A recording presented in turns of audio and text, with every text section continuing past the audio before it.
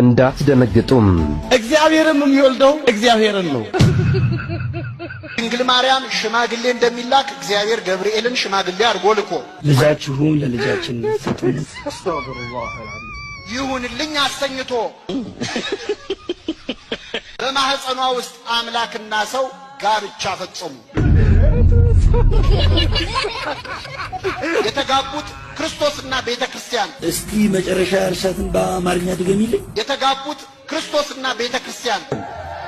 አረ ሰውና አምላክ ፈጣሪና ፍጡር ናቸው። በድንግል ማርያም ማፀን ሰርግ ሆነ።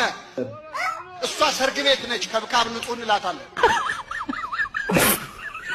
በሷ ማህፀን ውስጥ አምላክና ሰው ተጋቡ፣ ሰርግ አደረጉ። የሙሽራና የሙሽሪቱ ቤተሰብ እንደሚኖሩት በሰርግ ላይ ሰውና አምላክ አብረው ዘመሩ። ሰውና መላእክት አብረው ዘመሩ ስብሐት ለእግዚአብሔር ብለው።